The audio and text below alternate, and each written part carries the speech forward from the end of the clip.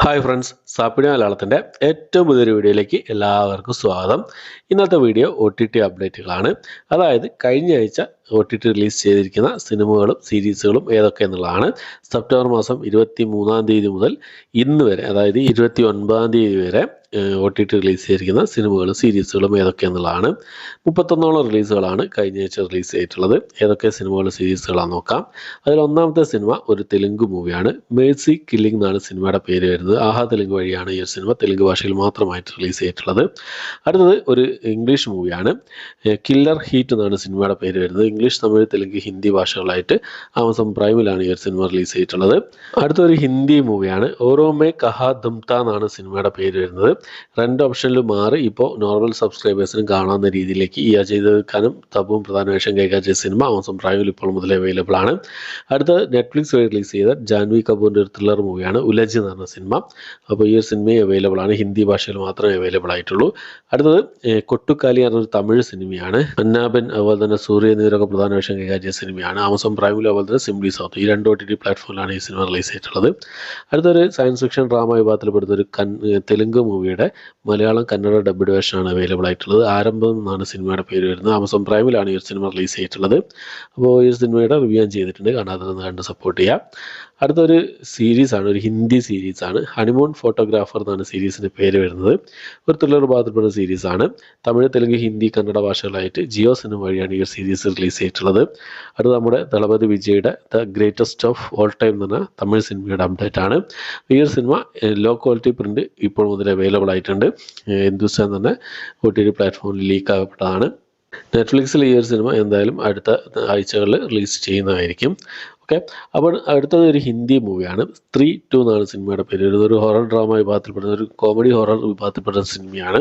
അപ്പോൾ ഈ ഒരു സിനിമ ആമസോൺ പ്രൈമിൽ രണ്ട് ഓപ്ഷനിൽ വന്നിട്ടുണ്ട്. അടുത്തത് ഒരു ആക്ഷൻ മൂവിയാണ്. തമിഴ് വിഭാഗത്തിൽപ്പെടുന്ന ഒരു ആക്ഷൻ ത്രില്ലർ വിഭാഗത്തിൽപ്പെടുന്ന സിനിമയാണ്. കോഫി എന്നാണ് സിനിമയുടെ പേര് വരുന്നത്. ഈ സിനിമ ആഹാ തമിഴ് വഴിയാണ് ഇപ്പോൾ മുതൽ അവൈലബിൾ ആയിട്ടുള്ളത്. അടുത്ത മലയാളത്തിൽ റിലീസ് ചെയ്ത ഒരു ഹൊറർ മൂവിയാണ്. ഫിനിക്സ് എന്നാണ് സിനിമയുടെ പേര് വരുന്നത്. അപ്പോൾ ഈ സിനിമ സിംപ്ലി സൗത്ത് വഴി ഇന്ത്യക്ക് പുറത്ത് ഇപ്പോൾ മുതൽ അവൈലബിൾ ആണ്. അടുത്തത് ഒരു കൊറിയൻ ഹൊറർ ത്രില്ലർ വിഭാഗത്തിൽപ്പെടുന്ന സിനിമയാണ്. എക്സ്ഹ്യൂമ എന്ന് പറഞ്ഞ സിനിമ. കൊറിയൻ, തമിഴ്, തെലുങ്ക്, ഹിന്ദി, മലയാളം ഭാഷകളായിട്ട് ആമസോൺ പ്രൈമിൽ അതുപോലെ തന്നെ ബുക്ക് മൈ ഷോസിലും ഇപ്പോൾ മുതൽ അവൈലബിൾ ആണ്. അടുത്തൊരു ക്രൈം കോമഡി വിഭാഗത്തിൽപ്പെടുന്ന ത്രില്ലർ മൂവിയാണ്. വോൾഫ്സ് എന്നാണ് സിനിമയുടെ പേര് വരുന്നത്. ഇംഗ്ലീഷ് ഭാഷയിൽ ഈ ഒരു സിനിമ ആപ്പിൾ TV+ൽ ഇപ്പോൾ മുതൽ അവൈലബിൾ ആണ്. അടുത്ത സിനിമ എന്ന് പറയുന്നത് റസ് ബെൽ എന്ന് പറഞ്ഞൊരു ഇംഗ്ലീഷ് മൂവിയാണ്. ഡ്രാമ വിഭാഗത്തിൽപ്പെടുന്ന ഇംഗ്ലീഷ് മൂവിയാണ്. നെറ്റ്ഫ്ലിക്സിലാണ് ഈ ഒരു സിനിമ ഇംഗ്ലീഷ് ഭാഷയിൽ മാത്രമായിട്ട് അവൈലബിൾ ആയിട്ടുള്ളത്. അടുത്തൊരു സീരീസാണ്, ഒരു ഹിന്ദി സീരീസാണ്. താസ ഖബർ എന്നാണ് സീരീസിൻ്റെ പേര് വരുന്നത്. രണ്ടാമത്തെ സീസണാണ്. ഡ്രാമ, സയൻസ് ഫിക്ഷൻ, ഫാൻറ്റസി വിഭാഗത്തിൽപ്പെടുന്ന സീരീസാണ്. അപ്പോൾ ഹിന്ദി, തമിഴ്, തെലുങ്ക്, മലയാളം, കന്നഡ, ബംഗാളി, മറാത്തി ഭാഷകളായിട്ട് ഡിസ്നി പ്ലസ് ഹോട്ട്സ്റ്റാർ വഴിയാണ് ഈ ഒരു സീരീസ് റിലീസ് ചെയ്തിട്ടുള്ളത്. അടുത്തത് റൊമാൻറ്റിക് ത്രില്ലർ സയൻസ് ഫിക്ഷൻ വിഭാഗത്തിൽപ്പെടുന്ന ജാപ്പനീസ് മൂവിയാണ്. പ്രീവിയസ്ലി സേവ്ഡ് വേഷൻ എന്നാണ് സിനിമയുടെ പേര് വരുന്നത്. ആമസോൺ പ്രൈമിലാണ് ഈ സിനിമ ജാപ്പനീസ് ഭാഷയിൽ മാത്രമായിട്ട് അവൈലബിൾ ആയിട്ടുള്ളത്. അടുത്തൊരു ഡ്രാമ വിഭാഗത്തിൽപ്പെടുന്ന തെലുങ്ക് മൂവിയാണ്. പ്രതിനിധി 2 എന്നാണ് സിനിമയുടെ പേര് വരുന്നത്. ആഹാ തെലുങ്ക് വഴി ഈ സിനിമ ഇപ്പോൾ മുതൽ അവൈലബിൾ ആണ്. അടുത്തൊരു ഹിന്ദി മൂവിയാണ്. ഡയറക്റ്റ് OTT റിലീസ് ചെയ്ത സിനിമയാണ്. ലവ് സിത്താര എന്നാണ് സിനിമയുടെ പേര് വരുന്നത്. ഡ്രാമ വിഭാഗത്തിൽപ്പെടുന്ന സിനിമയാണ്. ശോഭിത ദുലിവാലിയൊക്കെ പ്രധാന വേഷം കൈകാര്യം ചെയ്ത സിനിമയായിരുന്നു. C5ലാണ് ഈ സിനിമ അവൈലബിൾ ആയിട്ടുള്ളത്. അടുത്തത് ഒരു സീരീസാണ്, ഒരു കൊറിയൻ സീരീസാണ്. ജിയോൻസിയോങ് ക്രിയേച്ചർ എന്നാണ് സീരീസിൻ്റെ പേര് വരുന്നത്. ഈ ഒരു സീരീസിൻ്റെ രണ്ടാമത്തെ സീസണാണ്. കൊറിയൻ ഭാഷ കൂടാതെ ഈ ഒരു സീരീസ് തമിഴ്, തെലുങ്ക്, ഹിന്ദി, കന്നഡ, ഇംഗ്ലീഷ് ഭാഷകളായിട്ട് ഇപ്പോൾ മുതൽ അവൈലബിൾ ആണ്. ഒരു science fiction, fantasy, mystery, action, adventure വിഭാഗത്തിൽപ്പെട്ട ഒരു സീരീസാണ്. ഓക്കെ, ഫസ്റ്റ് സീസൺ ഞാൻ കണ്ടതാണ്, റിവ്യൂ ചെയ്തിട്ടുണ്ട്. രണ്ടാമത്തെ സീസൺ കണ്ടതിന് ശേഷം എത്രയും പെട്ടെന്ന് തന്നെ റിവ്യൂ നിങ്ങൾക്ക് മുന്നിൽ എത്തിക്കാൻ ശ്രമിക്കാം. അടുത്തൊരു ഡ്രാമ ഹൊറർ ത്രില്ലർ വിഭാഗത്തിൽപ്പെട്ട ഒരു ഇന്തോനേഷ്യൻ മൂവിയാണ്. Do you see what I see എന്നാണ് സിനിമയുടെ പേര് വരുന്നത്. ഈ ഒരു സിനിമ നെറ്റ്ഫ്ലിക്സ് വഴിയാണ് റിലീസ് ചെയ്തിട്ടുള്ളത്. അടുത്തത് ഭരതനാട്യം എന്ന് പറഞ്ഞ സിനിമയാണ്. ഈ ഒരു സിനിമ ആമസോൺ പ്രൈമിലും അതുപോലെ തന്നെ മനോരമ മാക്സ്, ഈ രണ്ട് OTT പ്ലാറ്റ്ഫോം വഴിയാണ് ഇപ്പോൾ മുതൽ അവൈലബിൾ ആയിട്ടുള്ളത്. സൈജു ഗ്രൂപ്പ്, സായ്കുമാറൊക്കെ പ്രധാന വേഷം കൈകാര്യം സിനിമയായിരുന്നു. ഒരു കോമഡി ഡ്രാമ വിഭാഗത്തിൽപ്പെടുന്ന സിനിമയാണ്.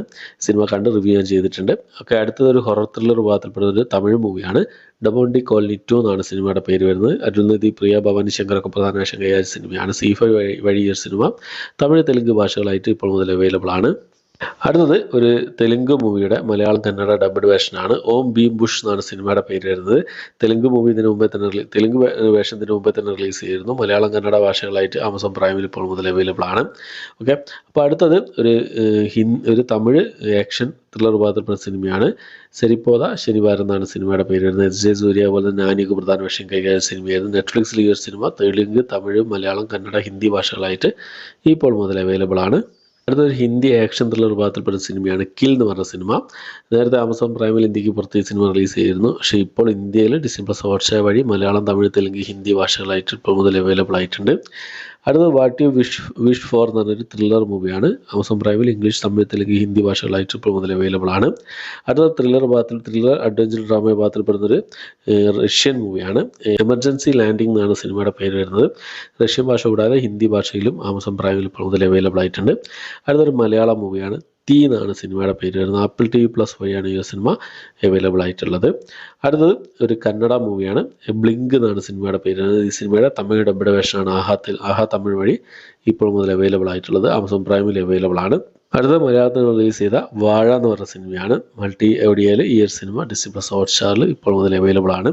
അപ്പോൾ ഈ ഒരു സിനിമകളൊക്കെ കണ്ടവരുണ്ടെങ്കിൽ നിങ്ങളുടെ അഭിപ്രായങ്ങളൊക്കെ കമന്റ് ബോക്സിൽ രേഖപ്പെടുത്താൻ ശ്രമിക്കുക. 31ഓളം റിലീസുകളാണ് ഈ ഒരാഴ്ച റിലീസ് ചെയ്തതായിട്ടുള്ളത്. അപ്പോൾ ഈ ലിസ്റ്റിൽ എന്താ പറയുക, പ്രധാനപ്പെട്ട സിനിമകളൊക്കെ ഉണ്ട്.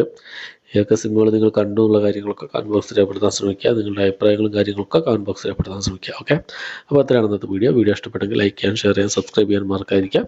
പുതിയൊരു വീഡിയോ ആയിട്ട് വരുന്നവരേക്കും ബൈ.